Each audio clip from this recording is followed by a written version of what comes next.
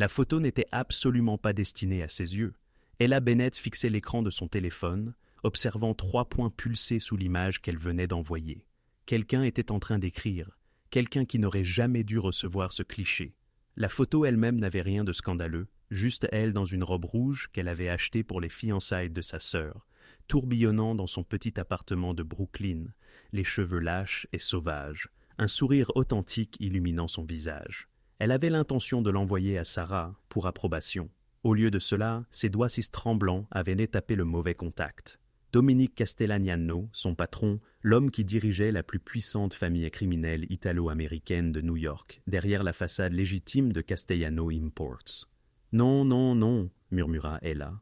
Elle ne travaillait comme son assistante exécutive que depuis trois mois, embauchée parce que son défunt père avait jadis fait affaire avec la famille Castellagnano.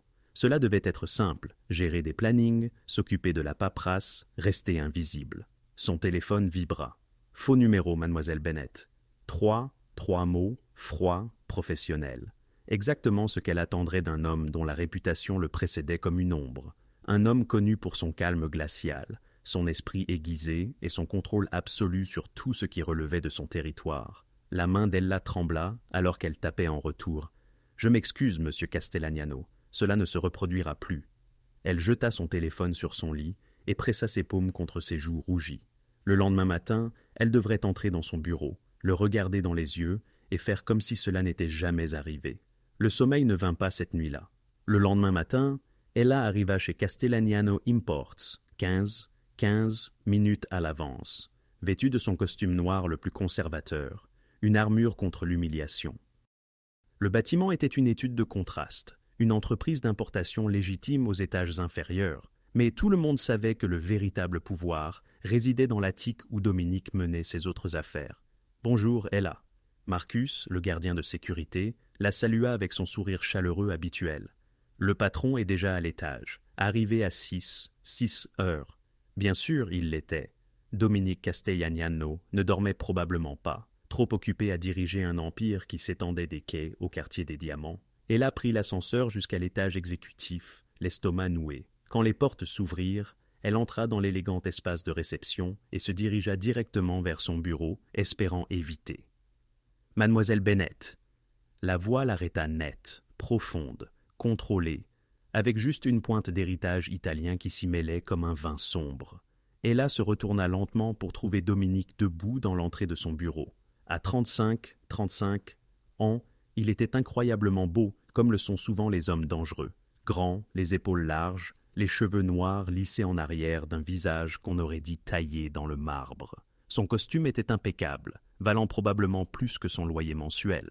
Mais ce furent ses yeux qui la captivèrent, noirs comme minuit, fixés sur elle avec une intensité qui lui coupa le souffle. « Bonjour, monsieur Castellagnano », réussit-elle à dire, fière que sa voix n'ait pas tremblé. « Mon bureau, maintenant. » Il disparut à l'intérieur, ne lui laissant d'autre choix que de le suivre. Le bureau de Dominique était exactement comme lui, puissant, maîtrisé, coûteux. Des fenêtres allant du sol au plafond donnaient sur Manhattan, des meubles en bois sombre, des fauteuils en cuir, chaque chose à sa place. Rien n'était laissé au hasard. Il se tenait derrière son immense bureau, les mains dans les poches, la regardant avec cette expression indéchiffrable qu'il arborait toujours. « À propos d'hier soir, » commença Ella, « je voulais m'excuser. »« Dites-moi, mademoiselle Bennett, » l'interrompit-il, sa voix calme mais impérieuse. « Est-ce votre habitude d'envoyer des photographies personnelles à votre employeur ? » ?»« Non, monsieur, c'était un accident. Je voulais l'envoyer à ma sœur et pourtant, vous me l'avez envoyé. » Il fit le tour du bureau, chaque pas délibéré. « Savez-vous ce que j'ai pensé quand j'ai reçu cette photo ?» La bouche d'Ella s'assécha. « J'imagine que vous avez pensé que c'était inapproprié. J'ai pensé, continua-t-il, s'arrêtant à quelques pas d'elle, que c'était la première fois que je vous voyais sourire ainsi, vraiment sourire. Pas le sourire poli et professionnel que vous affichez dans ce bureau, mais une véritable joie. » Elle cligna des yeux, prise au dépourvu. « Quoi ? En 3 mois, mademoiselle Bennett, vous avez été le modèle du professionnalisme, efficace, ponctuel, invisible. » Ses yeux sombres étudièrent son visage. Mais cette photographie m'a montré quelque chose de différent, quelqu'un de différent. Ella ne savait que dire. Ce n'était pas le reproche qu'elle attendait. Cependant, son ton changea, redevenant professionnel. « Je l'ai supprimé, comme je suis sûr que vous le préféreriez. Nous considérerons l'affaire close. » Un soulagement l'envahit. « Merci, monsieur Castellaniano. »« De rien, maintenant j'ai besoin des dossiers Henderson sur mon bureau dans 20 minutes. Nous avons une réunion avec les superviseurs du quai à 10 heures. » Ella hocha rapidement la tête et se tourna pour partir, désespérée de fuir l'étrange tension de la pièce. « Mademoiselle Bennett. » Elle s'arrêta à la porte, se retournant. Dominique était revenue à son bureau, mais ses yeux étaient beaux toujours sur elle, retenant quelque chose qu'elle ne pouvait pas vraiment déchiffrer. « Le rouge est définitivement votre couleur. » Avant qu'elle ne puisse répondre, il baissa les yeux sur ses papiers, la congédiant. Ella s'enfuit vers son bureau, son cœur battant pour des raisons qui n'avaient non plus rien à voir avec l'embarras. Ce qu'elle ne savait pas, ne pouvait pas savoir, c'est que Dominique Castellaniano avait menti. Il n'avait pas supprimé la photo. Elle était toujours sur son téléphone, et il l'avait regardée 7 fois depuis la veille au soir, se demandant chaque fois pourquoi cette femme en particulier avait réussi à fissurer la glace autour de son cœur. Et dans le monde dangereux qu'il habitait, cette fissure pourrait être fatale. 3 jours passèrent avant que la distance professionnelle soigneusement entretenue entre eux ne vole en éclats. Ella était en train d'organiser les manifestes d'expédition lorsque Tyler Chen entra dans la zone de réception. Tyler était un nouvel analyste dans leurs opérations légitimes, fraîchement sorti de l'école de commerce, avec un sourire facile et le genre de confiance qui vient de n'avoir jamais fait face à un réel danger. Ella, n'est-ce pas? Tyler s'appuya sur son bureau avec une familiarité désinvolte. Je voulais me présenter correctement. Peut-être que nous pourrions prendre un café un de ces jours. J'adorerais savoir comment vous avez fini par travailler pour le tristement célèbre monsieur Castellaniano. Ella leva les yeux de son travail, offrant un sourire poli. C'est gentil de votre part, mais je suis plutôt débordé. Allez, juste un café. Qu'est-ce qui pourrait arriver de pire? Le sourire de Tyler s'élargit. À moins que vous n'ayez peur que le patron ne devienne jaloux, mademoiselle Bennett. La voix de Dominique coupa l'air comme une lame. Il se tenait à l'entrée de son bureau, son expression suffisamment froide pour givrer les fenêtres. J'ai besoin de ces manifestes maintenant. Bien sûr, monsieur Castellaniano. Ella rassembla rapidement les papiers. Le regard de Dominique se déplaça vers Tyler, et Ella vit le jeune homme reculer physiquement. Chen, n'avez-vous pas des projections trimestrielles à rendre avant la fin de la journée? Oui, monsieur, j'étais juste. Alors, je vous suggère de vous remettre au travail. Le temps, c'est de l'argent dans cette entreprise.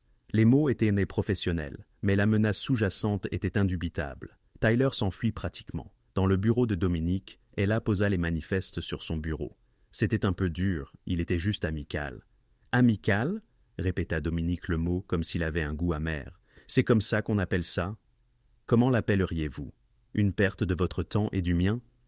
Il s'approcha, sa présence écrasante dans l'espace clos.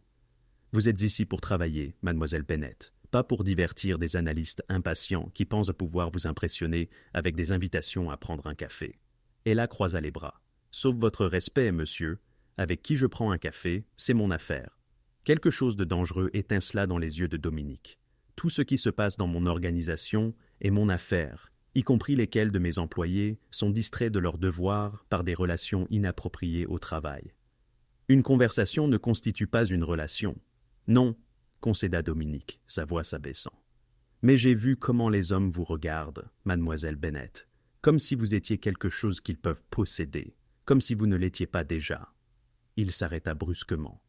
Pas déjà quoi? Le défia Ella, le cœur battant. Dominique était assez proche maintenant pour qu'elle sente son eau de Cologne, qu'elle voie la tension de sa mâchoire. Hors limite. Je n'appartiens à personne, monsieur Castellaniano. Vraiment? Sa main se leva, frôlant presque son visage avant qu'il ne se retienne et la laisse tomber. Cette photographie que vous m'avez envoyée, j'ai menti en disant que je l'avais supprimée. La respiration d'Ella se coupa. Quoi? Je l'ai regardée chaque nuit depuis que vous l'avez envoyée. Essayez de comprendre pourquoi vous, d'entre toutes les personnes, avez réussi à me troubler. Pourquoi l'idée que Tyler Chen ou n'importe qui d'autre vous touche me donne envie de faire des choses très violentes. Monsieur Castellaniano. Dominique, la corrigea-t-il. Quand nous sommes seuls, vous m'appelez Dominique. C'est inapproprié, murmura Ella, même en se penchant un peu. Extrêmement, son pouce effleura sa joue, le contact électrique. Mais j'ai cessé de me soucier de l'approprier au moment où vous avez souri dans cette robe rouge. » Avant que l'un ou l'autre ne puisse combler la distance restante, le téléphone de Dominique sonna. Il recula immédiatement, son masque reprenant sa place, alors qu'il répondait. « Qu'est-ce que c'est ?» Ella observa son expression changer, devenant plus dure, plus froide. Quand il raccrocha, l'instant entre eux s'était évaporé. Il y a eu un incident. Marco a été blessé par balle. Dominique était déjà en mouvement, saisissant sa veste. « Restez au bureau. Ne partez pas avant que je n'envoie quelqu'un pour vous raccompagner chez vous. » « Marco va bien? Il est en vie pour l'instant. » Dominique s'arrêta à la porte. « Et Ella, restez loin de Tyler Chen. Ce n'est pas une requête. » Puis, il était parti, laissant Ella seule avec son cœur battant et la certitude que tout ce qui se passait entre eux venait de devenir infiniment plus compliqué. Ce qu'elle ignorait, c'est que la fusillade de Marco n'était que le commencement.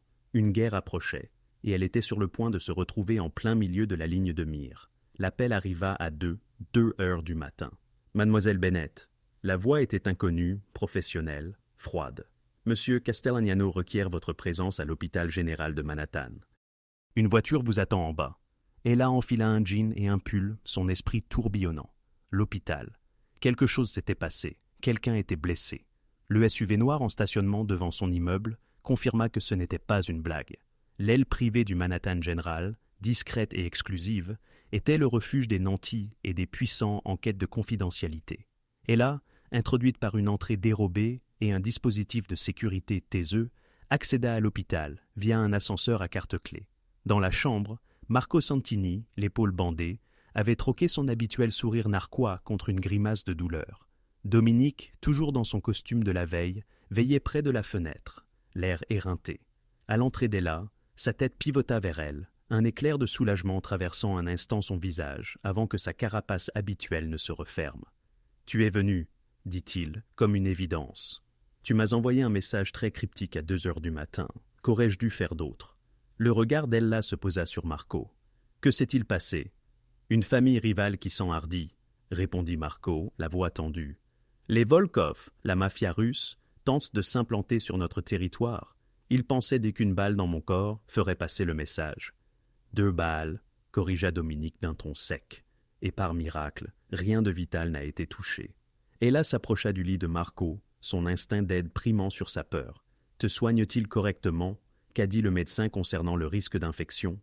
Marco cligna des yeux, surpris. « Tu t'inquiètes pour moi, ma douce ?»« Je m'inquiète pour quiconque a reçu une balle, » répliqua-t-elle. Mais sa main, avec délicatesse, ajusta la perfusion de Marco qui s'était pliée. Même pour des seconds couteaux imprudents. Marco rit, puis grimaça de douleur. « Je l'aime bien, Dom. Elle a du cran. »« Je sais, » dit Dominique doucement, ses yeux fixés sur Ella. « C'est bien le problème. » Ella se tourna vers lui. « Pourquoi suis-je ici, Dominique? Tu m'as dit de rester au bureau pour ma sécurité. Un hôpital où quelqu'un vient d'être blessé ne me semble pas sûr. »« Parce que Marco t'a demandé, » répondit Dominique, la mâchoire serrée. « Et parce que je devais m'assurer que tu allais bien. »« Je vais bien. Ce n'est pas moi qui ai été blessé. »« Pas encore, » chuchota Dominique si bas qu'elle l'entendit à peine. Les mots restèrent en suspens, comme une menace latente. Ella sentit un frisson glacial parcourir sa colonne vertébrale. Qu'est-ce que cela signifie? Marco et Dominique échangèrent un regard. Enfin, Marco prit la parole. Les Volkov font leur devoir. Ils connaissent pas tous ceux qui nous sont liés, y compris toi. Moi? La voix d'Ella monta d'un cran. Je ne suis qu'une assistante. Tu es l'assistante personnelle du patron, l'interrompit Marco. Ils savent d'eux ton nom, où tu vis, probablement même ta commande de café. C'est ainsi que fonctionne ce monde. L'information est une monnaie. Ella regarda Dominique, dont l'expression était devenue totalement froide. C'est pour ça que tu voulais que je vienne ici, pour me dire que je suis une cible? Tu n'es pas une cible, dit Dominique catégoriquement, parce que je ne le permettrai pas. Mais tu as besoin de protection tant que cette situation n'est pas résolue. Protection, c'est-à-dire quoi exactement? C'est-à-dire que tu déménages dans un lieu sûr. Ça veut dire des gardes du corps. Ça veut dire que tu ne vas nulle part sans mon autorisation. Sa voix était sans appel, sans discussion possible. J'ai déjà pris les dispositions nécessaires. La colère monta en Ella. Tu ne peux pas décider de l'endroit où je vis. Je peux, et je l'ai fait. Dominique traversa l'espace qui les séparait. Ton père a travaillé pour ma famille pendant 15 ans. À sa mort, mon père a promis de veiller sur ses filles. Cette responsabilité m'est échue, et je prends soin de ce qui m'appartient. Je ne t'appartiens pas, répliqua Ella. La main de Dominique lui caressa le visage, son pouce effleurant sa joue. Ah oui, parce que de mon point de vue, tu m'appartiens depuis le moment où tu m'as envoyé cette photo, depuis que j'ai réalisé que je verrais cette ville brûler pour te protéger. Marco racla sa gorge. Peut-être devriez-vous régler ça en privé. Dominique ne rompit pas le contact visuel avec Ella. Viens avec moi dans la salle de consultation privée, un peu plus loin dans le couloir. Dominique se retourna vers elle dès que la porte se referma. Comprends-tu ce que tu es devenu, ce que tu es pour moi? Une charge, dit Ella, la voix tremblante. Quelqu'un que tu dois protéger à cause d'une promesse faite à mon père décédé. Non, Dominique lui saisit les épaules fermement, mais sans rudesse. Tu es la femme à laquelle je ne peux pas arrêter de penser, celle qui me fait remettre en question tout ce que j'ai construit, celle qui est devenue, d'une manière ou d'une autre, plus importante que ma propre sécurité. Alors, lâche-moi, murmura-t-elle. Renvoyez-moi, éloignez-moi. Je ne peux pas. L'aveu semblait lui avoir été arraché. J'ai essayé de te repousser, de maintenir cela professionnel. Mais ensuite, tu ajustes la perfusion de Marco sans qu'on te le demande, ou tu me défies dans mon propre bureau. Et je me souviens pourquoi je ne peux pas te laisser partir. C'est insensé, tu es un criminel. Il termina. Un tueur. Un homme qui a fait des choses que tu ne peux imaginer. Je sais ce que je suis, Ella. Mais je te protégerai avec tout ce que j'ai. La question est de savoir si tu peux l'accepter. Avant qu'elle ne puisse répondre, son téléphone sonna. L'expression de Dominique changea, alors qu'il écoutait, devenant plus dure, plus froide. Quand? Une pause. Combien? Une autre pause. Je serai là dans 20 minutes. Doublez les gardes autour de la chambre de Marco. Il raccrocha et se tourna vers Ella. Nous devons partir tout de suite. Que s'est-il passé? Les Volkov viennent d'attaquer l'un de nos entrepôts. 3 de mes hommes sont morts. Sa voix était de glace. Ce n'est plus un message, c'est la guerre. Ils se déplacèrent rapidement dans l'hôpital, la main de Dominique sur ses reins, son corps s'interposant entre elle et toute menace potentielle. Dans le parking, un SUV blindé attendait avec 2 hommes, qu'Ella ne reconnaissait pas, tous 2 visiblement armés. « Ce sont Tony et Vincent », dit Dominique sèchement, « votre équipe de protection. » Le trajet les mena hors de Manhattan, dans le comté de Westchester. Ils s'arrêtèrent devant un vaste domaine, entouré de hauts murs et de caméras de sécurité. Les portails s'ouvrirent automatiquement. « Où sommes-nous » demanda Ella. « Le domaine Castellagnano, la maison de ma famille. » Il la conduisit à l'intérieur, traversant des couloirs de marbre jusqu'à une aile plus moderne. « Ce seront vos chambres. Vous serez en sécurité ici. » La suite était plus grande que tout son appartement. Une chambre, un salon, une salle de bain avec une baignoire où l'on pouvait tenir à 3 personnes. Splendide, somptueux, un véritable entre-deux. Un paradis fait prison dorée. « Combien de temps » demanda Ella. « Jusqu'à ce que ce soit sûr. » Ce n'est pas une réponse. Dominique se tourna vers elle. « Je ne sais pas combien de temps cela prendra, ni à quel point la situation va empirer. Tout ce que je sais, c'est que tu es ici où je peux te protéger. »« Et vous » demanda doucement Ella. « Qui vous protège ?» Quelque chose scintilla dans ses yeux. « Je n'ai pas besoin de protection. Tout le monde a besoin de protection, Dominique, même les patrons de la mafia. » Il s'approcha, lui caressant le visage. « C'est ce que tu vois quand tu me regardes ?» Ella couvrit sa main de la sienne. « Je vois un homme qui essaie de protéger tout le monde, qui porte un poids impossible, qui me regarde comme si j'étais précieuse. » Elle marqua une pause. « Et oui, je vois un chef de la mafia, mais peut-être que cela ne me fait pas aussi peur que cela devrait. Ça devrait te terrifier. »« Trop tard, » murmura Ella. Il l'embrassa alors, avec ferveur et possessivité, sa main glissant dans ses cheveux. C'était un besoin pur, un désespoir libéré. Ella lui rendit le baiser avec une égale passion, le serrant contre elle. Quand ils se séparèrent, tous 2 essoufflés, Dominique pressa son front contre le sien. « Cela change tout. Je sais. Je dois gérer la situation de l'entrepôt. Mais, Ella, ne quitte pas ces pièces sans Tony ou Vincent. Et si quelque chose se passe, il y a un bouton de panique près du lit. » La réalité s'imposa à elle. Ce n'était pas de la romance. C'était un danger bien réel. « Dominique, j'ai peur. »« Bien, » dit-il d'un ton sombre. « La peur te gardera prudente, te gardera en vie. » Il l'embrassa une fois de plus. « Je reviendrai ce soir et ensuite nous devrons parler de la suite. » Après son départ, Ella reçut un SMS d'un numéro inconnu. « Éloigne-toi de Dominique Castellagnano si tu tiens à ta vie. Les Volkov ne ratent pas leur coup 2 fois. » Ella fixa le message menaçant, son sang se glaçant. Elle devrait le dire à Tony, ou Vincent, devrait le dire à Dominique. Mais quelque chose la retenait. Fierté, entêtement, peur que de montrer de la faiblesse confirme qu'elle n'avait pas sa place ici. Elle supprima le message. La suite lui parut plus petite à chaque heure. Vers 8 heures, Tony frappa. « Mademoiselle Bennett, le dîner est servi en bas. Je peux manger dans ma chambre. Le patron dit que vous mangez dans la salle à manger, » interrompit Vincent. « Il dit que vous n'êtes pas une prisonnière. Vous êtes une invitée. » La distinction semblait ténue. Ella les suivit jusqu'à une salle à manger formelle qui pouvait accueillir 20 personnes. Une seule place était dressée. Une femme âgée sortit de la cuisine, s'essuyant les mains sur un tablier. Elle avait des yeux doux et des cheveux gris. Enfin, quelqu'un pour qui cuisiner à part ses animaux. « Je suis Martha. Je m'occupe des hommes Castellagnano depuis 30 ans. Asseyez-vous. Vous êtes trop maigre. Je ne le suis vraiment pas. Asseyez-vous, répéta Martha avec autorité. En quelques minutes, des assiettes apparurent. Pâtes, pain frais, légumes rôtis.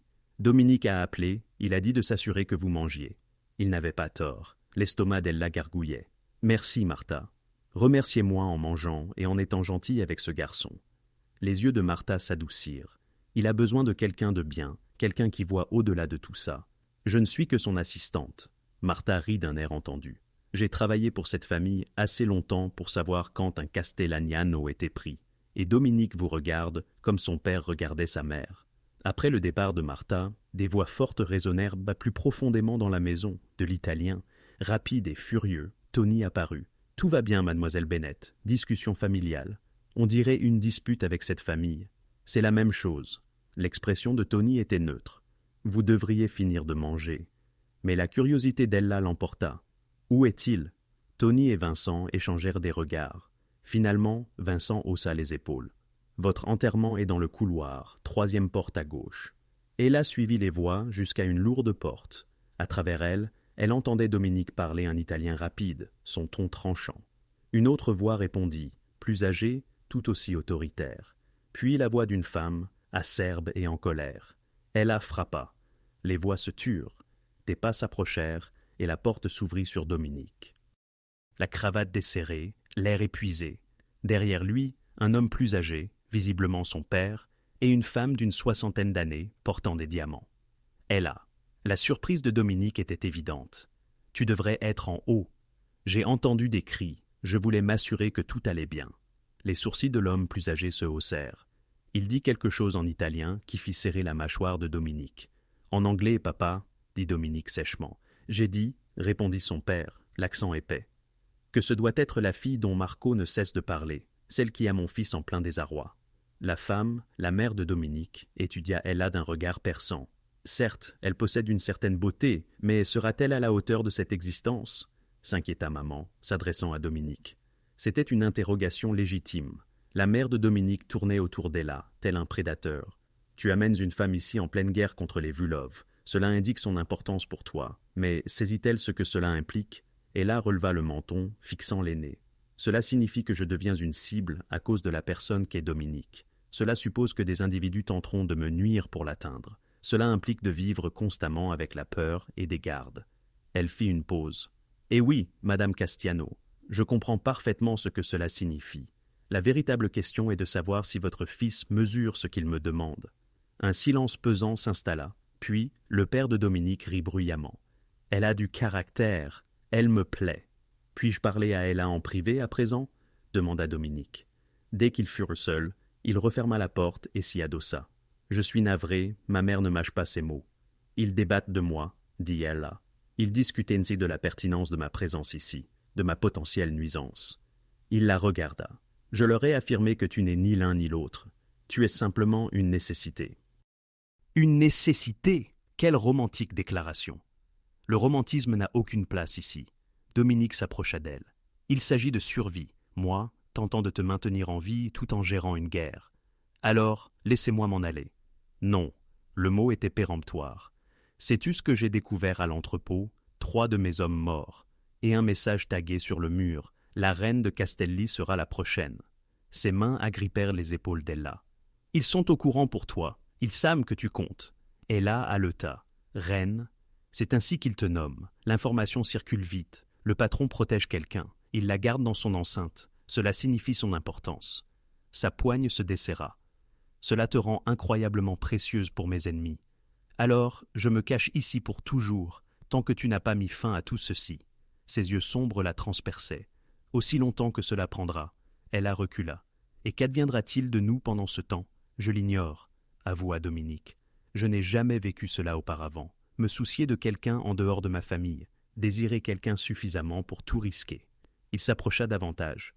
Tu m'effraies, Ella Bennett. Ou peut-être que je te rends plus fort, murmura Ella. Dans mon univers, le fait de tenir à quelqu'un provoque sa mort.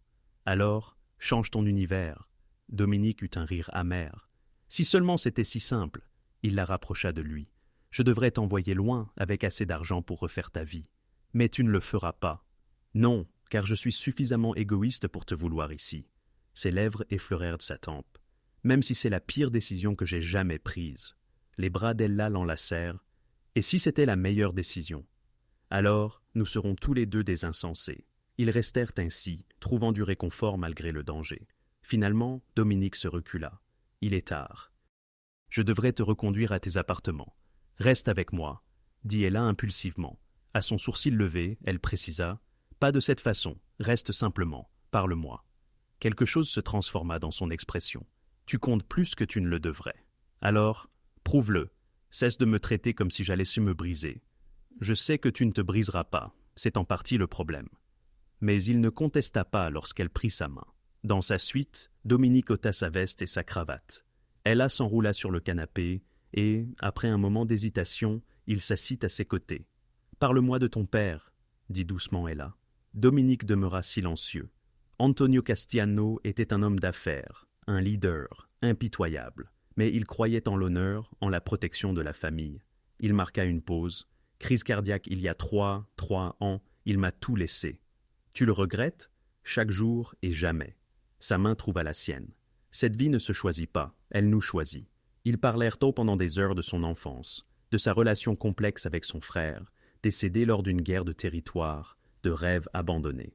Lentement, Ella distingua, derrière le chef mafieux, l'homme qu'il était. « Je devrais partir », dit finalement Dominique, bien qu'il ne bougeât pas. « Te laisser te reposer, ou bien tu pourrais rester. » Il hésita, puis hocha la tête. Juste pour dormir. Ils se dirigèrent vers la chambre. Lorsque Ella ressortit de la salle de bain en tenue de nuit, elle le trouva près de la fenêtre, regardant dehors. « À quoi penses-tu » demanda-t-elle. « À toutes les façons dont cela pourrait mal tourner. » Il se retourna. « À comment rien de tout cela ne semble importer quand je te regarde. » Ils montèrent dans le lit et, après quelques instants de gêne, Dominique la serra contre lui. Ella se sentit plus en sécurité qu'elle ne l'avait été depuis des jours. « Ella !» Sa voix était rauque dans l'obscurité. « Oui. »« Et s'il m'arrive quelque chose, tu t'enfuis. N'essaie pas d'être courageuse. Tu t'enfuis, c'est tout. » Isabella se tourna vers lui. « Je ne m'enfuirai pas. » Elle répéta fermement. « Tu n'as pas le droit de me faire entrer dans ton monde, puis de me demander de t'abandonner.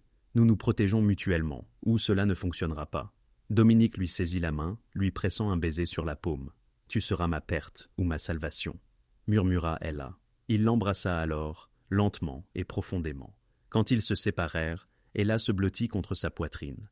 Ils ignoraient tous deux que, pendant leur sommeil, une trahison était déjà en marche. Une trahison qui mettrait tout à l'épreuve et imposerait des choix impossibles. Ella se réveilla dans un lit vide, avec un mot. « Je devais m'occuper d'affaires. Reste à l'intérieur. Retour ce soir, D. » Elle chiffonna la note, la frustration bouillonnant. 3 jours prisonnière ici. 3 jours de garde et de porte close. Après sa douche, Ella trouva Martha dans la cuisine. « Bonjour ma chère. Tu as meilleure mine, plus reposée. » Ella sentit ses joues s'empourprer, se demandant si Martha savait que Dominique était resté. « J'ai bien dormi. J'en suis certaine. » Le sourire entendu de Martha confirma qu'elle savait tout. « Assieds-toi. Je vais te préparer le petit déjeuner. » Pendant que Martha cuisinait, le téléphone d'Ella vibra. Le nom de sa sœur Sarah s'afficha. « Sarah, est-ce que tout va bien? C'est ce que je devrais te demander. » La voix de Sarah était empreinte d'une vive inquiétude. « Tu n'as pas répondu depuis 3 jours. Je suis passé à ton appartement. Il est vide. Que se passe-t-il » Le cœur d'Ella se serra. Elle avait oublié de rassurer sa sœur. « Je vais bien. J'ai juste dû déménager à cause de lui. » « À cause de Dominique Castellano ?» La voix de Sarah s'éleva. « J'ai fait des recherches. Sais-tu quel genre d'homme il est? Je sais exactement qui il est. Ou alors, pourquoi restes-tu là? Parce que je suis en train de tomber amoureuse de lui, pensa Ella sans le dire. C'est compliqué. Compliqué? Ce sont des gens dangereux, des criminels. Sophia fit une pause. Oh mon Dieu, tu couches avec lui. Sarah, tu, Ella. À quoi penses-tu? Je pense, dit Ella avec précaution, consciente que Martha faisait semblant de ne pas écouter, que parfois, la vie ne nous offre pas de choix sûr. Parfois, il faut décider quel risque vaut la peine d'être pris, et il vaut la peine que j'y risque ma vie. Ella pensa aux mains de Dominique douces, sur son visage, à sa vulnérabilité, à la façon dont il la tenait.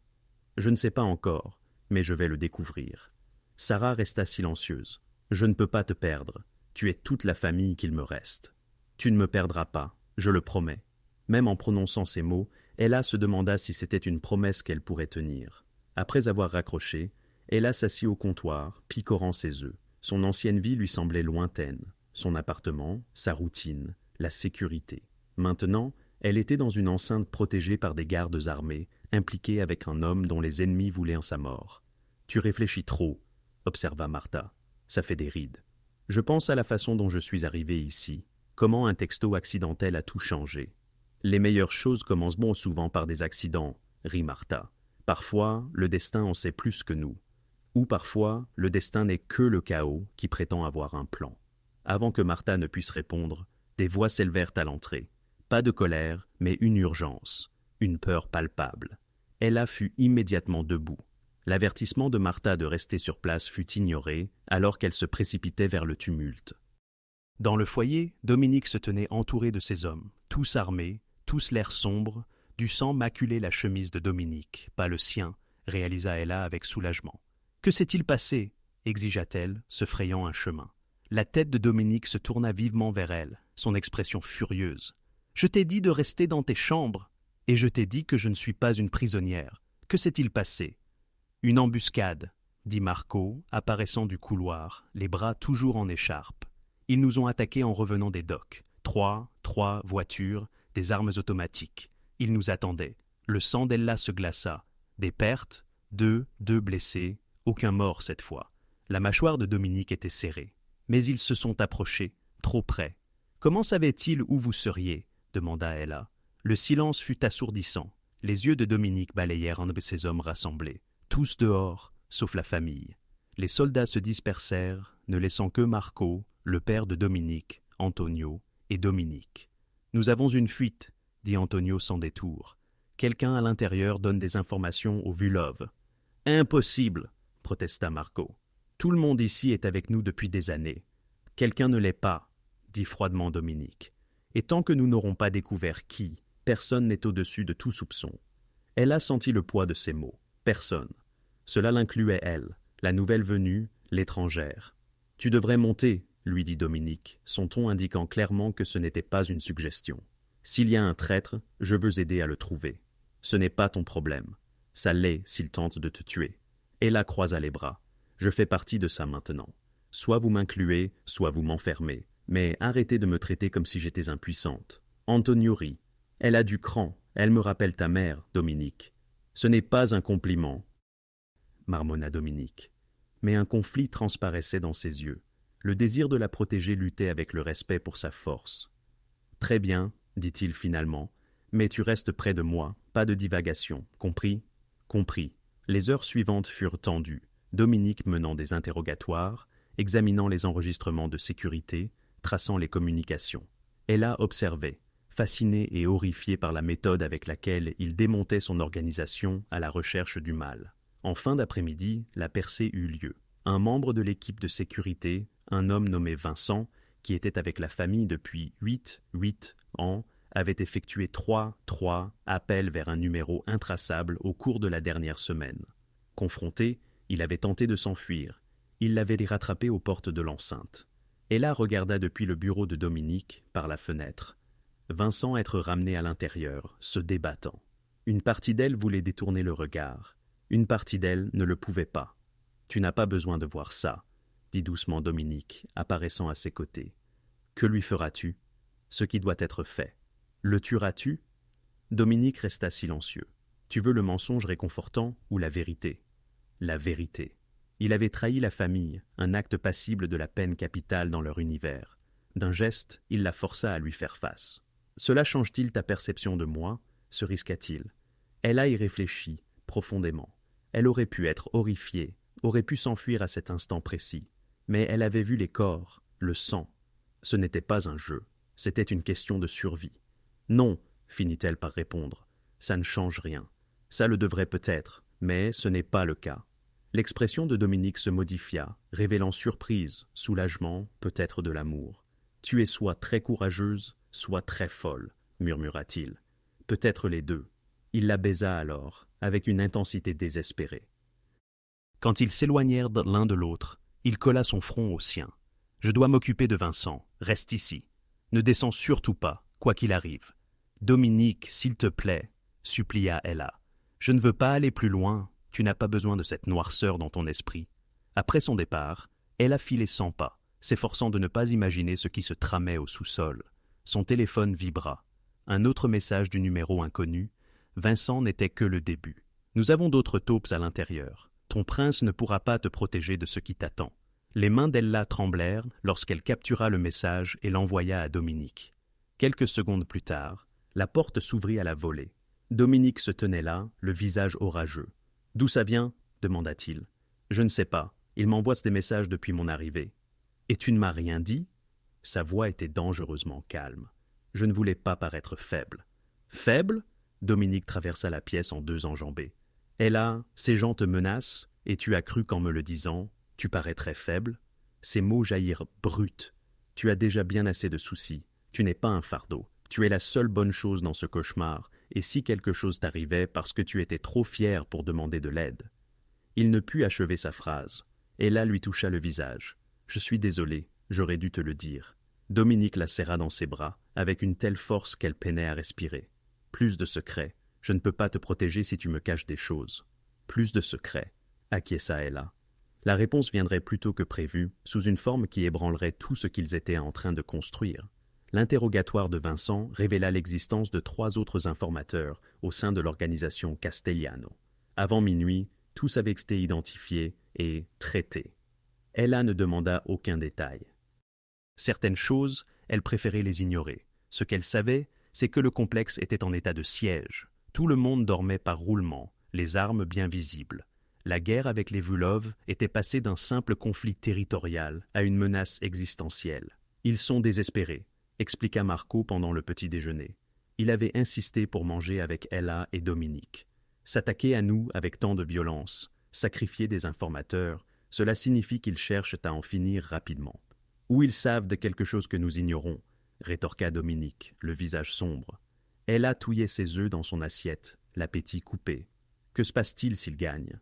Ils ne gagneront pas, affirma Dominique avec certitude. Mais si cela arrivait? Dominique posa sa fourchette. Alors beaucoup de gens mourraient, y compris probablement moi. Les Vulov ne croient pas aux demi-mesures. Ils élimineraient chaque Castellano, chaque allié, chaque personne ayant travaillé pour nous. Il fit une pause significative. Chaque personne liée à nous. L'implication, lourde, flottait dans l'air. Ella l'obligea à soutenir son regard. Alors, nous nous assurons qu'ils ne gagnent pas. Nous? Marco haussa un sourcil. Depuis quand fais-tu partie de l'équipe stratégique? Depuis que j'ai cessé d'être une simple assistante, répondit Ella. Je suis impliqué, que je le veuille ou non, alors autant être utile. Dominique la scruta. Tu connais le travail de ton père pour nous, mais en connais-tu les détails? Ella acquiesça. Il s'occupait de la comptabilité, de la gestion financière. Il faisait plus, corrigea Dominique. Il créait des sociétés écrans, des comptes offshore, des façades légitimes qui camouflaient nos véritables opérations. Il a bâti l'infrastructure financière qui a rendu l'empire Castellano possible. Dominique se pencha en avant. Après sa mort, nous avons eu 3 comptables successifs pour tenter de reprendre le flambeau. Aucun n'a pu déchiffrer la moitié de ce qu'il avait construit. Le cœur d'Ella s'emballa. « Qu'est-ce que tu essaies de dire? Ton père a laissé des documents, des codes, des mots de passe, des structures de compte, mais ils sont cryptés, cachés, protégés. Nous avons fonctionné avec ce que nous avons pu déchiffrer, mais il y a des actifs auxquels nous ne pouvons pas accéder. Et tu penses que je le peux? Je crois que ton père a pu laisser des indices destinés à ses filles, quelque chose que seule la famille reconnaîtrait. » Dominique sortit une épaisse chemise. « S'il y a quoi que ce soit qui te rappelle un souvenir, parcours cela. Vous voulez que j'entre par effraction dans les fichiers cryptés de mon père décédé pour vous aider à gagner une guerre de gang, dit Ella d'une voix neutre. Je veux que tu nous aides à survivre, corrigea Dominique.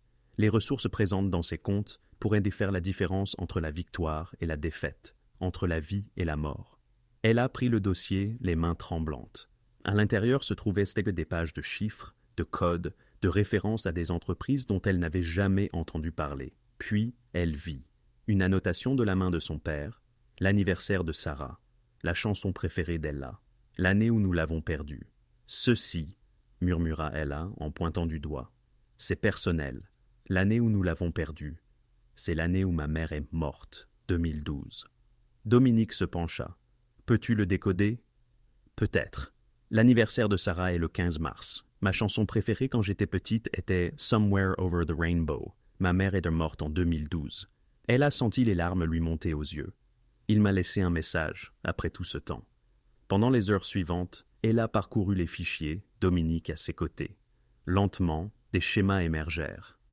Son père avait utilisé des souvenirs de famille, des détails personnels, des blagues intimes comme clé de chiffrement. Chaque mot de passe était une lettre d'amour adressée à ses filles. Ici, dit enfin Ella d'une voix rauque, ce compte, il est enregistré au nom d'une société écran appelée Fiducie Bennett et Filles. Le code d'accès est. Elle tenta des combinaisons. C'est le nom complet de ma mère et la date de mariage de mes parents.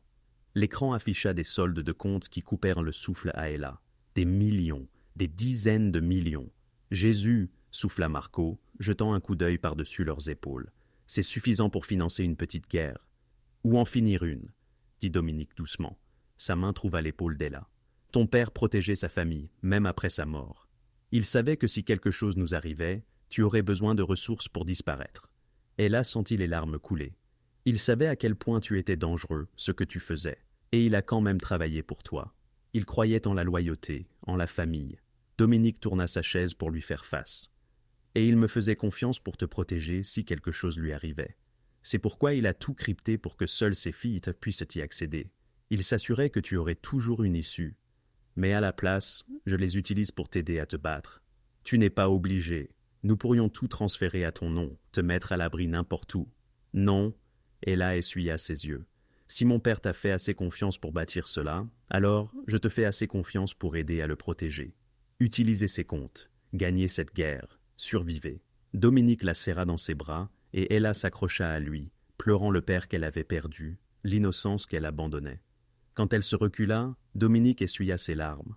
Tu es remarquable. J'ai peur? Bien. La peur te garde alerte. Il embrassa son front. Mais tu es aussi courageuse, plus forte que quiconque je connaisse. Mielleux, Ella esquissa un rire tremblant. Seulement avec toi. Le reste de la journée fut consacré à la planification. Dominique passa des appels, déplaça de l'argent, activa des contacts. Le soir, l'équilibre des forces avait changé. La famille Castellano n'était plus sur la défensive. Cette nuit-là, Ella trouva Dominique sur la terrasse, observant les lumières de la ville. « Tu devrais célébrer, vous êtes en train de gagner. »« Pas encore, mais nous nous en rapprochons. » Il la rapprocha de lui. « C'est toi qui nous as donné ça, toi et l'amour de ton père pour sa famille. Tu crois qu'il savait que je finirais ici avec toi? » Je pense que ton père savait exactement qui j'étais. Et je pense qu'il avait confiance que si jamais tu entrais dans mon monde, je te protégerais de ma vie. Les lèvres de Dominique frôlèrent sa tempe. Il n'avait pas tort. Ella se tourna dans ses bras. Que se passera-t-il quand tout cela sera terminé? Que veux-tu qu'il se passe? Je veux. Ella marqua une pause. Je veux arrêter d'avoir l'impression d'attendre constamment le désastre. Je veux me réveiller à tes côtés sans me demander si c'est la dernière fois. Je veux de la normalité. La normalité n'est pas quelque chose que je peux t'offrir. Cette vie, ma famille, ne sera jamais ni sûre ni simple. Alors donne-moi du danger, donne-moi de la complexité, donne-moi toi, Dominique, c'est suffisant. Il l'embrassa avec une intensité qui lui coupa le souffle. Quand ils se séparèrent, Dominique posa son front contre le sien. Je ne te mérite pas. Probablement pas, mais tu es quand même coincé avec moi. Ils firent l'amour cette nuit-là avec une désespérance née de la fragilité de leur bonheur. Ella mémorisa chaque contact, chaque mot chuchoté. Si le lendemain apportait le désastre, au moins elle aurait cela. Mais le désastre était déjà en marche, orchestré par des mains qu'il ne soupçonnait pas. 3 étages plus bas, quelqu'un passait un appel téléphonique et chuchotait en russe. La véritable trahison n'avait pas été Vincent ou les autres informateurs. Ce n'est-il que des distractions. Le véritable traître était quelqu'un en qui ils avaient tous deux une confiance absolue. Et le lendemain, cette trahison porterait ses terribles fruits. Le complexe explosa à 4 heures du matin. Ella se réveilla et découvrit Dominique déjà debout, en train d'enfiler des vêtements et de saisir des armes dans un coffre-fort dont elle ignorait l'existence. « Reste ici !» ordonna-t-il, d'une voix brève et froide. « Que se passe-t-il » ? Brèche, ils sont à l'intérieur. Il lui tendit une arme de poing. « Tu te souviens de ce que je t'ai appris » Les doigts d'Ella se refermèrent autour de l'arme, plus fermes que prévu. La veille, Dominique l'avait emmenée au stand de tir, insistant pour qu'elle apprenne. Elle avait protesté, mais il avait été catégorique. Maintenant, elle comprenait pourquoi. Sécurité désactivée, viser le centre de la masse, presser, ne pas tirer, récita-t-elle. Bonne fille. Il l'embrassa fougueusement. Ferme cette porte à clé, ne l'ouvre à personne d'autre qu'à moi ou Marco. Et si quelqu'un passe à travers, je leur tire dessus, termina Ella. Je sais. Après son départ, Ella verrouilla la porte et s'appuya contre elle, l'arme lourde entre ses mains, le cœur battant à tout rompre. En bas, elle pouvait entendre des cris, des coups de feu, la violence. Les minutes s'étirèrent. Ella se déplaça vers la fenêtre, observant prudemment. Les abords du complexe étaient illuminés, les projecteurs de sécurité flamboyants. Des silhouettes se dessinaient dans la pénombre. Certains arboraient l'équipement tactique de Castellano, d'autres, vêtus de sombres accoutrements, brandissaient des armes de guerre. Il était indubitable que les Voulov étaient venus en force. Une déflagration assourdissante ébranla l'édifice, propulsant Ella au sol. Les vitres volèrent en éclats, le verre explosant vers l'intérieur. Se protégeant la tête, elle sentit des coupures s'ouvrir sur ses bras. En relevant les yeux, elle vit la fumée s'engouffrer. « Dominique !» murmura-t-elle, saisie par la terreur. Ella atteignit la porte juste avant d'entendre des pas précipités et lourds résonner dans le couloir. Elle plaqua son oreille contre le bois. « Ella Bennett !» claironna une voix, son anglais lourdement accentué. « Nous savons que vous êtes à l'intérieur. Sortez et vous serez épargnés. Restez et nous incendions l'immeuble. » Le sang d'Ella se figea. Les Vulov la ciblaient. 5 secondes, intima la voix. Puis nous faisons exploser la porte. Affolée, Ella scruta la pièce. Une seule issue, la porte qu'ils allaient forcer. Les fenêtres étaient trop grandes pour s'y risquer. Elle était prise au piège, à moins que... Elle se souvint que Dominique avait évoqué une pièce de sécurité. Ella se rua vers le dressing, écartant les vêtements à la recherche de quelque chose. Ses doigts rencontrèrent une jointure dans la cloison, pressèrent, et une section pivota vers l'intérieur, révélant une pièce blindée à peine assez grande pour se tenir debout. Ella s'y faufila juste au moment où la porte de la chambre explosait. À travers l'entrebâillement du dressing, elle vit 3 hommes s'introduire, armes levées. Méthodiques, professionnels, ils inspectaient chaque recoin. L'un d'eux se dirigea droit vers le dressing. Ella retint son souffle, le doigt sur la gâchette, priant pour qu'il ne découvre pas l'entrée de la pièce sécurisée. L'homme écarta les vêtements, sa lampe torche balayant l'espace. Un instant qui fit battre son cœur à tout rompre, la lumière s'attarda sur la jointure. Puis, sa radio crépita. Une voix russe acerbe l'enjoignant de se présenter à l'étage principal. L'homme maugréa et s'éloigna. Ella attendit 5 minutes interminables avant de s'extraire. La chambre était dévastée, le mobilier renversé, des éclats de verre partout, la fumée devenant plus dense. Elle devait s'échapper, retrouver Dominique. Le couloir était un tumulte, des corps gisaient au sol. Certains, elle les reconnaissait comme des hommes de Castellano. D'autres lui étaient inconnus. Elle a avancé avec prudence, arme à la main. Elle trouva Marco d'abord, affalé contre un mur, son bras valide pressé contre son flanc, d'où s'infiltrait du sang. Elle a, toussa-t-il, « Que faites-vous ici ?»« Je cherche Dominique. Où est-il ?» ?»« Au 1er étage, entrée principale. Ils sont cloués au sol. » Marco grimpa. « Les Vulov nous ont frappés avec 50 hommes. Un coup monté. Quelqu'un a désactivé les alarmes périmétriques. »« Qui ? Je ne sais pas encore. » Il toussa plus fort. « Il faut que vous sortiez. Il y a un tunnel d'évacuation dans la cave à vin. »« Je ne partirai pas sans Dominique. »« Femme têtue, » grommela Marco. « Bien, aidez-moi à me lever. Nous allons en finir. » Ensemble, ils se frayèrent un chemin vers le rez-de-chaussée. Le 1er étage du complexe était une zone de guerre. Les forces de Castellano s'étaient barricadées derrière le mobilier, échangeant des tirs avec les Vulov retranchés dans l'aile opposée.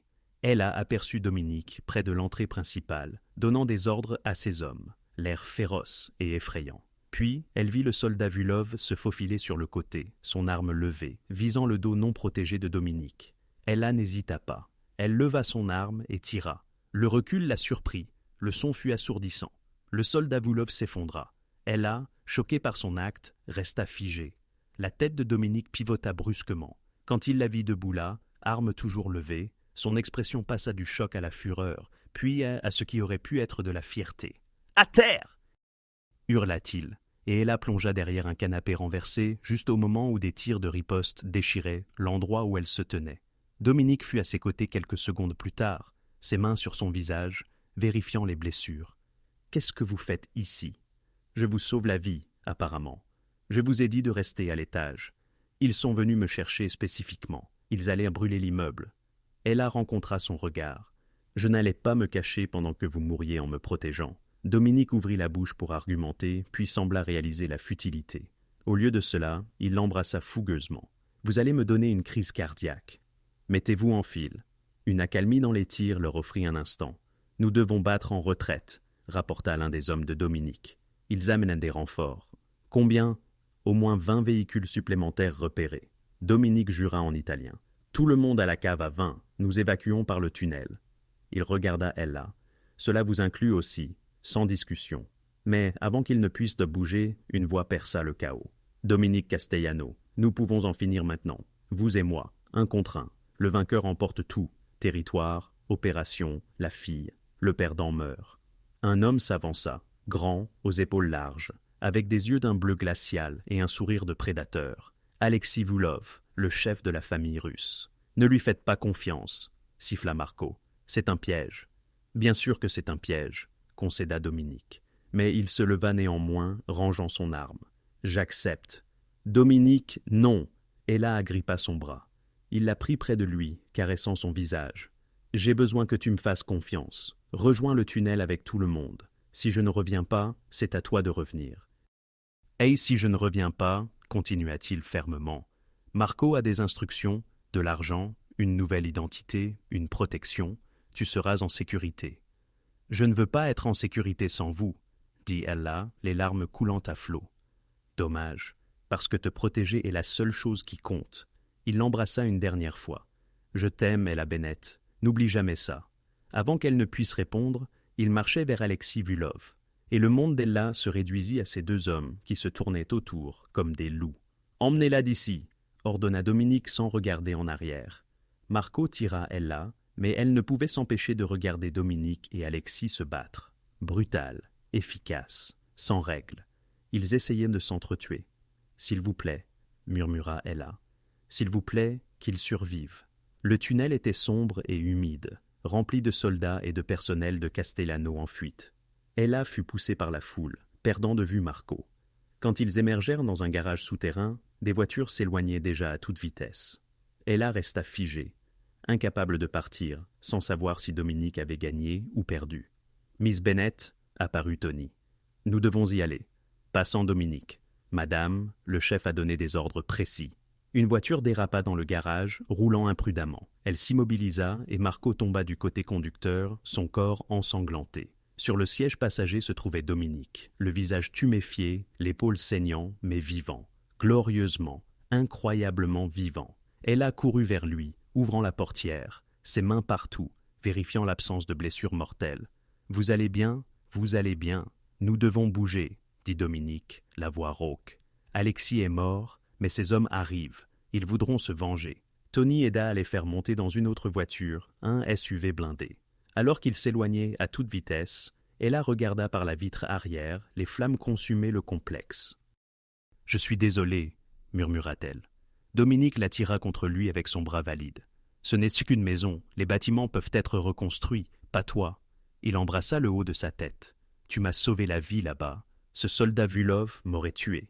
Je vous ai dit que nous nous protégeons mutuellement. Oh, c'est ce que vous avez fait. » Ils roulèrent pendant 1 heure, serpentant sur des chemins de traverse jusqu'à atteindre une maison sécurisée dans les Catskills, une cabane si isolée qu'elle n'apparaissait pas sur les cartes. Marco s'était évanoui à l'arrière, gravement blessé. Dominique appela un médecin qui ne posa aucune question. Pendant que le docteur s'occupait de Marco, Ella nettoya et banda les blessures de Dominique. « Comment l'avez-vous vaincu, Alexis ?» Il était arrogant. Il pensait que sa taille lui donnerait l'avantage. Dominique grimpa. Il a oublié que dans cette affaire, on survit en étant prêt à tout. Est-ce fini? Vraiment fini? Les Vulov sont brisés. Sans Alexis, ils se fractureront, se battront entre eux. Il lui prit la main. Mais il y aura toujours une autre menace. C'est la vie que je t'offre, Ella. Un danger constant. Es-tu sûr que c'est ce que tu veux? Ella pensa à la terreur des dernières heures, à la violence, à l'homme qu'elle avait tué. Elle pensa à son ancienne vie, sûre, ennuyeuse, prévisible, et elle pensa à la façon dont Dominique la regardait comme si elle était son monde entier. « Je vous veux », dit-elle simplement. Tout le reste n'est que détail. Dominique la tira sur ses genoux, prenant garde à ses blessures, et l'embrassa avec une tendresse qui démentait la violence de la nuit. « Alors tu m'as, pour le meilleur et pour le pire. Pour le meilleur et pour le pire, acquiesça Ella. Mais aucun des deux ne savait que la plus grande révélation était encore à venir, une vérité qui recadrerait tout sur leur connexion, sur le destin et sur la nuit où une photographie avait changé leur vie à jamais. La maison sécurisée devint leur sanctuaire pour la semaine suivante. Marco se rétablissait lentement. Dominique travaillait constamment au téléphone, consolidant son pouvoir, reconstruisant son empire des cendres. Ella vivait dans un étrange entre-deux, ne faisant pas tout à fait partie du monde criminel, mais n'étant plus du monde civil. Elle préparait les repas avec les provisions apportées par Tony, changeait les bandages et observait Dominique passer du chef contrôlé à quelqu'un de nu, de plus vulnérable. La 8e nuit, après que Marco eut été transféré dans un hôpital privé, Ella trouva Dominique sur le porche de la cabane, contemplant les étoiles. « Une petite pièce pour vos pensées, » dit-elle, s'enveloppant dans une couverture. « Je pensais à votre père. » Dominique ne la regarda pas. À la nuit de sa mort, le cœur d'Ella se serra. Il avait un cancer du pancréas. C'était rapide. C'est ce que nous avons dit à tout le monde. Ce que nous vous avons dit, à vous et à Sarah. La voix de Dominique était d'une neutralité calculée. Mais ce n'est pas toute la vérité. Un frisson glacial parcourut l'échine d'Ella. « Que voulez-vous dire? Votre père avait bien un cancer, mais ce n'est pas ce qui l'a tué. » Dominique finit par se tourner vers elle. « Il a été assassiné, Ella, par les Vulov, au début d'une guerre de territoire que nous pensions avoir contenue. » Ella sentit le monde basculer. « Non, j'étais là quand il est mort à l'hôpital. C'était paisible. Vous étiez là quand il a finalement succombé au poison qu'il lui avait administré des semaines plus tôt. À action lente, conçue pour ressembler à des causes naturelles. Le temps que nous le découvrions, il était trop tard. » L'expression de Dominique était emplie d'angoisse. « Mon père a pris la décision de ne rien vous dire, à vous les filles. Il pensait que ce serait plus simple. » La voix d'Ella s'est amplifiée. « Plus simple? Tu m'as laissé croire que mon père était mort de cause naturelle alors qu'il a été assassiné. Comment est-ce plus simple? » Dominique lui a rétorqué. « Parce que si vous aviez su, vous seriez devenus des cibles. Les Vulov auraient supposé que vous cherchiez à vous venger. Ils vous auraient toutes les deux éliminées. » Dominique a tendu la main vers elle, mais Ella a reculé. « Ton père nous a fait promettre. » Ces dernières paroles étaient des instructions pour assurer ta sécurité et celle de Sarah. Un rire amer a échappé à Ella. « Et pourtant, me voilà, en plein dedans. Saviez-vous qui j'étais quand vous m'avez embauché? » Oui. L'aveu a suspendu l'atmosphère entre eux, tranchant telle une lame. Je savais exactement qui vous étiez, la fille de Jack Bennett, l'un des meilleurs hommes que j'ai jamais connus. Je vous ai embauché parce que je devais à votre père une dette que je ne pourrais jamais rembourser. La mâchoire de Dominique s'est contractée. Je ne me suis jamais attendu à tomber amoureux de vous. Cette partie n'était pas calculée. Des larmes coulaient sur le visage d'Ella. Est-ce que tout était réel? Dominique a affirmé avec ferveur. La façon dont je vous regardais, tout cela était réel. L'attirance, le désir, l'amour, tout cela était authentique. J'ai lutté contre cela car je savais ce que ça impliquait. Il s'est rapproché d'elle. Cette photo que vous avez envoyée, je l'ai fixée pendant des heures, cherchant à comprendre pourquoi cette femme me faisait ressentir des choses que j'avais juré ne plus jamais éprouver. Parce que tu te sentais coupable pour mon père. Non, parce que vous étiez authentique. Dans un monde rempli de personnes masquées, vous étiez exactement ce que vous sembliez être. Dominique a réduit la distance. Je suis tombé amoureux de vous, en dépit de savoir que je ne devrais pas. Malgré l'idée que votre père pourrait probablement revenir d'entre les morts pour me tuer à cause de ça. Ella voulait être en colère, déchaîner sa fureur contre la tromperie, mais sous-jacente, une vérité plus complexe se révélait. Dominique avait essayé de la protéger, exactement comme son père l'avait demandé. Saviez-vous, a-t-elle demandé doucement, à propos des comptes cachés, m'avez-vous embauché en espérant que je les débloquerais? Dominique a répondu, non, je ne savais pas qu'ils existaient avant de trouver le chiffrement de votre père. C'était de la pure chance ou le destin. Ella a murmuré, en quoi dois-je croire? Je ne sais plus. Dominique a encadré son visage de ses mains. Croyez en ça, croyez en nous. Tout le reste, les circonstances, le moment, les secrets, tout ça n'est que du bruit. Mon père est mort à cause de votre guerre, à cause de votre monde. Oui, a concédé Dominique, sans ciller. Et je porterai cette culpabilité pour le reste de ma vie. Mais, Ella, votre père connaissait les risques. Il a choisi de travailler pour nous, a choisi de faire partie de ce monde. Et moi, que pourrais-je y perdre? Tout, a répondu Dominique avec franchise. Être avec moi pourrait vous coûter tout. Je ne peux pas vous promettre la sécurité. Je peux seulement promettre de faire tout ce qui est en mon pouvoir pour vous protéger. Ella a fermé les yeux, sentant le poids des choix impossibles. Elle pouvait partir maintenant, utiliser l'argent pour disparaître, ou rester, connaissant les risques. J'ai besoin de temps, a-t-elle déclaré finalement, pour digérer tout ça. Dominique a posé un baiser sur son front. Prenez tout le temps qu'il vous faut. Mais sachez ceci. Je vous aime, Ella Bennett. Pas à cause de votre père, pas par culpabilité, mais parce que vous êtes la femme la plus courageuse, la plus obstinée, la plus remarquable que j'ai jamais rencontrée. Ella a passé la nuit seule, ses pensées s'entrechoquant. Elle a appelé Sarah, qui était toujours à Chicago, en sécurité et ignorante.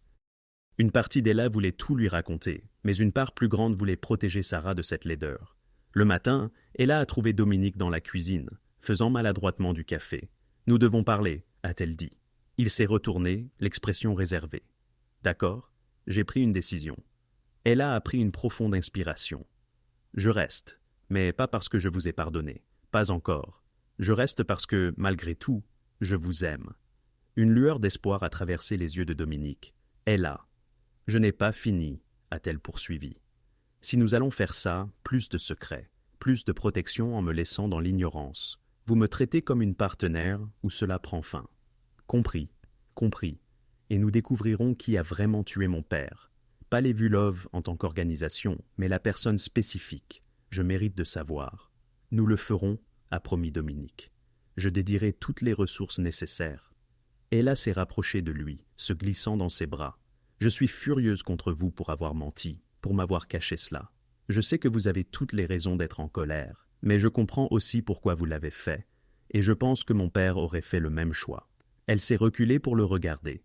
Ne le refaites plus. Dominique a concédé. Vous êtes assez forte pour tout gérer. Il l'a embrassée doucement. Je suis désolé, Ella, pour tout cela. Je sais, et finalement je vous pardonnerai entièrement. Mais pour l'instant, vous allez devoir y travailler. Un petit sourire a tiré ses lèvres. Je peux le faire. L'enquête a duré 3 jours. Les contacts de Dominique ont fourni des noms, des dates, des méthodes. La vérité, lorsqu'elle est apparue, était à la fois attendue et surprenante. Le coup avait été ordonné par Alexis Vulkov lui-même, exécuté par un tueur à gages parti à la retraite depuis. Mais les informations sur l'importance de Jack Bennett, les renseignements qui en avaient fait une cible, provenaient de l'organisation Castellano, d'une personne en qui Ella avait eu confiance. Martha, a chuchoté Ella, fixant les preuves avec incrédulité. La gouvernante, pas la Martha du complexe, une autre femme, également nommée Martha, qui travaillait pour votre père avant la construction du complexe. Elle fournissait des informations aux Vulov depuis des années. L'expression de Dominique était sombre. Après la mort de votre père, elle a disparu. Nous pensions qu'elle avait simplement démissionné. Nous n'avons su qu'elle était la taupe qu'après l'attaque du complexe.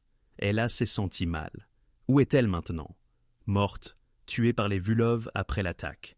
Apparemment, ils n'apprécient pas les échecs. Dominique a serré Ella contre lui. Je sais que ce n'est pas la justice que vous vouliez. Non, a acquiescé Ella. Mais au moins maintenant je connais la vérité. Au moins, il n'y a plus de secret entre nous. Mais elle se trompait. Il y avait un autre secret, une dernière révélation qui changerait tout. Et elle viendrait de la source la plus inattendue, cachée dans le code des fichiers chiffrés de son père, attendant d'être découverte. La découverte est survenue 3 semaines plus tard, alors qu'elle a examiné les dossiers financiers, s'assurant que tous les comptes de son père avaient été correctement transférés et documentés. Elle était plongée dans les feuilles de calcul lorsqu'elle a remarqué quelque chose d'étrange.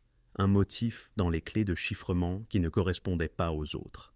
Dominique, a-t-elle appelé depuis le bureau qu'ils avaient aménagé dans la nouvelle maison sécurisée. Viens voir ça. Il est apparu dans l'encadrement de la porte, une tasse de café à la main. Qu'avez-vous trouvé? Il y a une autre couche cachée sous les comptes auxquels nous avons déjà accédé. Ella a montré l'écran. Vois-tu ça? Mon père a intégré un chiffrement secondaire utilisant un algorithme complètement différent. C'est brillant. Quiconque aurait trouvé les premiers comptes aurait pensé avoir tout trouvé. Pouvez-vous le briser? Les doigts d'Ella ont volé sur le clavier. Il utilise la même méthode. Des détails personnels, mais ceux-ci sont différents, plus spécifiques. Elle a fait une pause, étudiant le code. Attends, ça ne me concerne ni moi, ni Sarah. Ces références sont à ton sujet. Dominique a posé son café, se rapprochant. Quoi? Regarde, l'année de naissance de l'héritier, le nom choisi par sa mère, l'hôpital où c'est arrivé. Ella s'est tournée pour le regarder. Tout cela te concerne, Dominique. Pourquoi mon père chiffrerait-il des informations en utilisant des détails sur ta naissance? Un frisson a traversé la pièce. Dominique a fixé l'écran, son expression indéchiffrable. Essaye 1989, Manhattan General, et mon deuxième prénom est Vincenzo. Ella a entré les informations, l'écran a clignoté, puis s'est ouvert pour révéler un seul document, une lettre écrite par son père, adressée à tous les deux. Mes chers Ella et Dominique, si vous lisez ceci ensemble, cela signifie que mes pires craintes se sont réalisées. Je suis parti, et d'une manière ou d'une autre, malgré tous mes efforts pour vous protéger, vous vous êtes impliqués l'un avec l'autre. Je dois vous dire quelque chose que j'ai porté seul pendant 20 ans, quelque chose qui changera la façon dont vous voyez tout, la raison pour laquelle j'ai veillé sur toi, Dominique, avec tant de soin toutes ces années, la raison pour laquelle j'ai construit des systèmes financiers spécifiquement conçus pour protéger à la fois la famille Castellano et mes filles, la raison pour laquelle j'ai chiffré les informations les plus importantes pour qu'elles ne soient accessibles que par vous deux travaillant ensemble. Dominique, quand ta mère est venue me voir il y a 25 ans, elle était désespérée. Elle a découvert des preuves qu'Antonio était stérile, une blessure de guerre de sa jeunesse qu'il avait cachée à tout le monde, y compris à elle. Elle avait besoin d'un héritier pour assurer l'avenir de la famille. Mais elle ne pouvait laisser personne savoir qu'Antonio ne pouvait pas avoir d'enfant. J'étais son comptable, son confident, quelqu'un en qui elle avait confiance. Et oui, pendant un bref instant, nous étions plus. C'était mal, c'était compliqué, mais c'est arrivé. Les mains d'Ella tremblaient alors qu'elle continuait à lire. « Mais Dominique, tu n'es pas mon fils biologique. Le test ADN que ta mère et moi avons effectué après ta naissance l'a prouvé de manière concluante. Antonio est ton père biologique. La blessure ne l'avait pas rendu complètement stérile, juste extrêmement improbable de concevoir naturellement. Ta naissance a été un miracle, pas une affaire. Alors, pourquoi vous dis-je cela maintenant? Pourquoi chiffrer cette information? Parce que j'ai besoin que vous compreniez tous les deux quelque chose de crucial. Les Vulov sont au courant de ce test ADN. Ils ont eu l'information pendant des années, attendant le bon moment pour l'utiliser comme levier. Ils affirmeront que Dominique n'est pas un héritier castellano légitime, qu'il n'a aucun droit de diriger la famille. C'est pourquoi j'ai construit ces systèmes financiers spécifiquement pour vous deux. Si les Vulov tentent d'utiliser ce test ADN pour détruire la légitimité de Dominique, vous pouvez répliquer en montrant que l'empire financier de la famille, la véritable source de pouvoir, est contrôlé conjointement par l'héritier légitime des Castellano et la fille de l'homme qui a bâti cet empire. Vous n'êtes pas liés par le sang, mais vous êtes liés par quelque chose de bien plus puissant, par la protection que j'ai essayé de vous donner à tous les deux. Par les ennemis qui veulent vous détruire et par la vérité que parfois, la famille n'est pas définie par l'ADN, mais par les choix que nous faisons pour nous protéger mutuellement. Si vous avez trouvé l'amour l'un dans l'autre, vous avez ma bénédiction. En fait, je l'espérais. Deux êtres que j'aimais plus que ma propre vie. Nous nous sommes mutuellement donné la force d'avancer. Et là, ta mère n'a jamais soupçonné la vérité. Elle est partie en croyant en ma fidélité, et c'est ainsi que je souhaite qu'elle soit remémorée. Quant à Dominique, il est ton père. Et oui, Antonio est ton père, en tous sens. Il n'a jamais su que j'avais effectué ce test ADN. Pour lui, tu es son fils biologique, sans l'ombre d'un doute. Et tu l'es. Protégez-vous mutuellement. Bâtissez quelque chose de supérieur à ce que j'ai laissé derrière moi. Et pardonnez-moi pour les secrets que j'ai été contraint de garder. Avec amour, Jack. Bennett, Ella et Dominique restèrent figés, les paroles de la lettre résonnant dans la pièce. Ella ne put achever sa phrase. Il a mis en place toute une architecture financière pour nous protéger tous les deux, d'une menace dont nous ignorions même l'existence, déclara Dominique d'une voix rauque. Les Vulov auraient pu se servir de ce test ADN pour briser ma famille, mais ton père a veillé à ce que, s'ils osaient tenter quelque chose, nous ayons un moyen de riposter. Alors, tu n'es pas. Le soulagement submergea Ella. Nous ne sommes pas liés, pas le moins du monde. Non, Dominique se tourna vers elle, ses mains encadrant son visage. Nous ne le sommes pas. Ton père s'en est assuré avant d'orchestrer notre rencontre. Il a orchestré cela? Les yeux d'Ella s'écarquillèrent. Tu penses qu'il a planifié notre rencontre? Je crois que ton père était l'homme le plus intelligent que j'ai jamais connu. Et je pense qu'il savait que si quelque chose lui arrivait, le meilleur moyen de protéger ses 2 filles et la famille Castellano était de nous unir. Le pouce de Dominique effleura sa joue. Mais il savait aussi qu'il ne pouvait pas forcer les choses. Il ne pouvait que créer l'opportunité.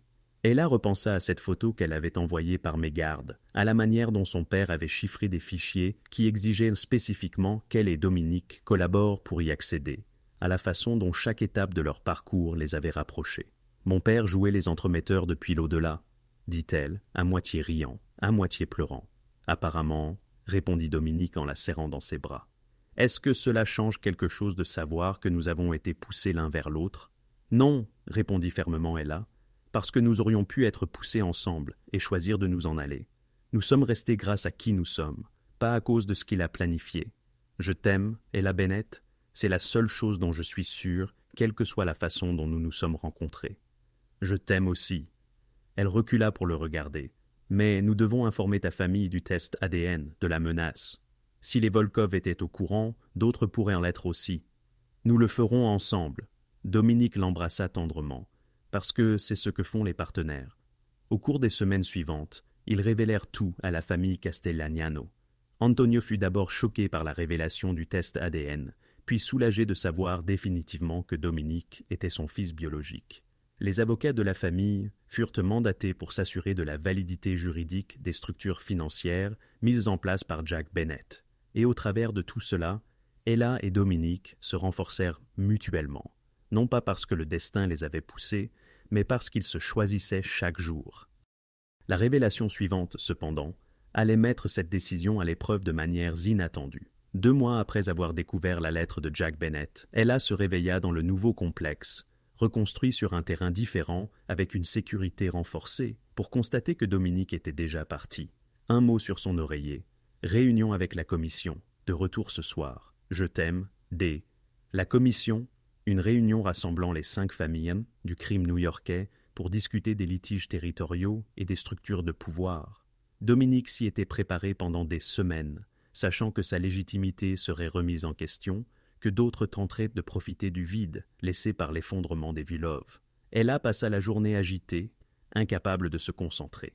Marco la trouva dans le jardin vers midi, son bras enfin guéri. « Il ira bien, » dit Marco, s'asseyant à côté d'elle sur un banc. Dom se prépare à cela depuis toujours. Et s'il le défiait, si quelqu'un était au courant du test ADN, alors il leur montrera ce que ton père a construit. Il leur montrera que remettre en question la légitimité de Dominique signifie perdre l'accès à l'empire financier qui finance la moitié des familles de New York. Marco sourit. Ton père était un génie. Il a rendu Dominique inattaquable en le liant à toi, en vous donnant du pouvoir à tous les deux. Ensemble, vous êtes plus forts que n'importe quelle famille seule. Marco marqua une pause. Tu sais ce que tu es maintenant, n'est-ce pas? Pour les autres familles, la femme de Dominique. Plus encore, tu es la gardienne des clés, celle qui contrôle l'accès à l'argent qui fait de toi l'une des personnes les plus puissantes de la pègre new-yorkaise. L'expression de Marco devint sérieuse. Ils vont te cibler, Ella, pas avec des balles, mais avec des offres, des alliances, des promesses. Ils essaieront de te monter contre Dominique, de t'acheter ou de te séduire. Ça ne marchera pas. Ah, je sais, mais tu dois t'y préparer. Marco se leva. La vie que tu as choisie, elle ne deviendra pas plus facile. Elle deviendra plus compliquée, plus dangereuse. Es-tu prête pour cela? Ella repensa à tout ce qu'elle avait survécu, l'attaque du complexe, le fait de tuer un homme pour sauver Dominique, la découverte des secrets de son père. Elle pensa à la femme qu'elle était 6 mois auparavant, terrifiée par une photo accidentelle. Cette femme lui semblait désormais étrangère. « Je suis prête, » dit-elle. « Je ne suis plus la même personne. »« Non, » acquiesça Marco. « Tu ne l'es pas. Tu es plus forte, plus dure, plus dangereuse. » Il sourit. « Dom a de la chance de t'avoir. » Dominique rentra à 20 heures, l'air épuisé, mais victorieux. « C'est fait », dit-il en serrant Ella dans ses bras. « La commission a reconnu mon leadership, les 5 familles. Et le test ADN, quelqu'un en a parlé? Salvatore Duca a essayé. Il a dit détenir des informations qui pourraient remettre en question ma légitimité. » Le sourire de Dominique fut cinglant. Je lui ai dit de les présenter. Quand il a mentionné le test ADN, j'ai présenté les relevés financiers. Je leur ai montré exactement combien d'argent circule à travers les systèmes mis en place par Jack Bennett. Je leur ai demandé s'ils étaient prêts à perdre l'accès à ces ressources pour un test vieux de 20 ans qui prouvait que j'étais le fils biologique d'Antonio Castellano. Qu'ont-ils dit? Ils ont déclaré que l'affaire était close, que ma légitimité était incontestable. Dominique encadra son visage entre ses mains. « Ton père m'a donné une armure, Ella. Il m'a protégé avant même que je sache que j'avais besoin de protection. Il nous a protégés tous les deux. Oui, et maintenant, c'est à nous de décider quoi faire de cette protection. » Dominique sortit une petite boîte de sa poche, ce qui m'amène à ceci. Elle a eu le souffle coupé en voyant Dominique ouvrir la boîte pour révéler un anneau. Ce n'était pas une bague de fiançailles traditionnelle, mais quelque chose d'unique. 2 anneaux entrelacés, créant ensemble quelque chose de plus fort que séparément. Je sais que nous ne pouvons pas avoir d'annonce de mariage traditionnelle. Je sais que mon monde complique tout, mais je veux que tu saches que tu es ma partenaire à tous égards. Dominique retira l'anneau. Ella Bennett, veux-tu construire cet empire avec moi? Veux-tu te tenir à mes côtés? Non pas comme mon assistante ou ma petite amie, mais comme mon égale. Ella sentit les larmes couler sur son visage. Tu me demandes de t'épouser? Je te demande d'être ma partenaire de crime, littéralement. Le sourire de Dominique était en biais. La cérémonie devra être privée, l'annonce devra être faite avec prudence. Mais oui, je te demande de m'épouser. Oui, dit Ella en l'attirant pour l'embrasser. Oui, à tout cela. Il glissa l'anneau à son doigt, et il s'adapta parfaitement. Comme tout le reste entre eux, compliqué, mais juste. Ils se marièrent 3 semaines plus tard, lors d'une cérémonie privée, avec seulement Marco et Sarah comme témoins. Sarah avait finalement fait la paix avec les choix d'Ella, reconnaissant que sa sœur avait trouvé quelque chose de rare et de précieux dans le chaos. « Je ne comprends pas, » avait dit Sarah la veille du mariage. « Mais je vois que tu es heureuse, alors je suis heureuse pour toi. » Ce fut suffisant. La réception fut organisée au nouveau complexe, avec les 5 chefs de famille présents, un signe de solidarité, d'acceptation. Ella portait du blanc, Dominique du noir, et pour une nuit, la violence et le danger de leur monde s'estompèrent. « À quoi penses-tu » demanda Dominique pendant qu'ils dansaient, la première fois qu'Ella le voyait réellement détendu depuis des mois. « Je pense à cette photo, à la façon dont un stupide accident a tout changé. La meilleure erreur que tu aies jamais faite. La mienne aussi, acquiesça Ella. Puis elle sourit. « Je veux te dire un secret. Toujours. Ce n'était pas un accident. » Dominique arrêta de danser, reculant pour la regarder. « Quoi, la photo? J'avais l'intention de te l'envoyer. » Le sourire d'Ella s'élargit devant son expression choquée. « Je travaillais pour toi depuis 3 mois. Je t'observais. Je te désirais. Cette nuit-là, j'ai pris la photo et je me suis dit, et si je l'envoyais? Et si je prenais le risque? Alors, je l'ai fait. Et ensuite, j'ai paniqué et j'ai fait semblant que c'était un accident. Tu, Dominique la fixa. Tu m'as délibérément envoyé cette photo. Je l'ai fait et tu as menti en disant que tu l'avais supprimée. Alors, en réalité, nous sommes tous les deux coupables de manipulation depuis le début. » Ella rit de son expression. « Tu es en colère? » « En colère ?» Dominique la serra plus fort, les yeux flamboyants. « Je suis impressionné. Tu m'as manipulé dès le début.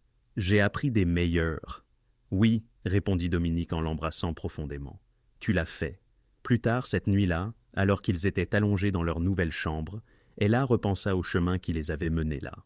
Tout avait commencé par un risque calculé déguisé en accident. Cela s'était développé à travers le danger, la violence et des choix impossibles. Et cela s'était terminé, ou plutôt commencé, avec 2 personnes qui se choisissaient malgré toutes les raisons pour lesquelles elles n'auraient pas dû. « Dominique, » dit Ella dans l'obscurité. « Aucun regret? Pas un seul. » Ses bras se resserrèrent autour d'elle. « Toi? Pas le moindre. » Et c'était vrai. Ella avait fui la sécurité, la normalité, tous les choix sensés. Elle avait choisi le danger, les complications, un homme dont le monde était bâti sur la violence et le pouvoir. Mais elle avait aussi choisi l'amour, un amour réel, féroce, intransigeant, le genre qui ne rentrait pas dans des catégories neat ou ne suivait pas les règles de la société. Le genre pour lequel il valait la peine de se battre, de tuer, de construire un empire. 3 ans plus tard, Ella se tenait dans le bureau de Dominique, leur bureau désormais, examinant des rapports financiers. L'Empire avait grandi, s'était étendu, était devenu plus puissant que jamais. Elle se trouvait au cœur de cet empire, non comme un objet de prestige ou une figure de proue, mais comme une véritable associée. Madame Castellano, fit Marco en entr'ouvrant la porte, la délégation de Shanghai est arrivée. Dirigez-les vers la salle de conférence. J'y serai dans 5 minutes. Une fois Marco parti, Dominique émergea du bureau attenant, manifestant une féroce détermination à impressionner les hommes d'affaires chinois. « Toujours prête », répondit Ella en ajustant sa veste. Son reflet dans la vitre renvoya l'image d'une femme posée, influente et même redoutable, la femme qu'elle était devenue. « Tu sais ce que j'aime chez toi ?» demanda Dominique, l'enlaçant par derrière à la taille. « Quoi ? Tu m'as envoyé cette photo intentionnellement, tu savais parfaitement ce que tu faisais. Tu as décidé que tu me voulais et tu as œuvré pour obtenir ce que tu désirais. » Il déposa un baiser sur sa nuque. « Tu es exactement comme moi, c'est pourquoi nous fonctionnons si bien ensemble. » Ella se retourna dans ses bras. « Manipulatrice et dangereuse ?» s'interrogea-t-elle avec un sourire. « Stratégique et impavide » corrigea Dominique. « Nous avons construit cet empire ensemble, une puissance qui dépasse l'influence d'une simple famille, car elle repose sur un partenariat solide, non sur une hiérarchie rigide. Mon père en serait fier. » « Il le serait, » acquiesça Ella. Dominique l'embrassa tendrement. « Il a orchestré notre rencontre, mais c'est toi qui as tissé notre lien.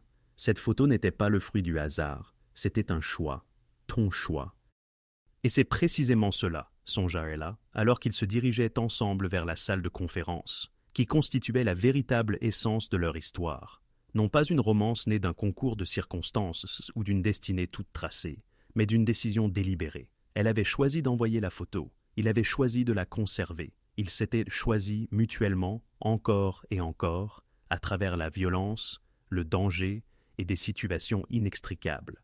L'amour n'était pas une question de fatalité dans leur univers, c'était une stratégie, un risque calculé, un pari réfléchi, et tous deux y avaient omisé l'intégralité de leur être. Certains qualifieraient cela de folie, d'autres de merveille. Ella, elle, l'appelait victoire. Si ces récits vous captivent, n'hésitez pas à vous abonner à la chaîne. C'est le meilleur moyen de me faire savoir que vous avez réellement apprécié. Même depuis votre télévision, prenez un instant pour rejoindre cette communauté de passionnés d'histoires émouvantes et sincères. Votre soutien est inestimable et nous motive à vous offrir encore plus de récits captivants, à l'image de celui-ci.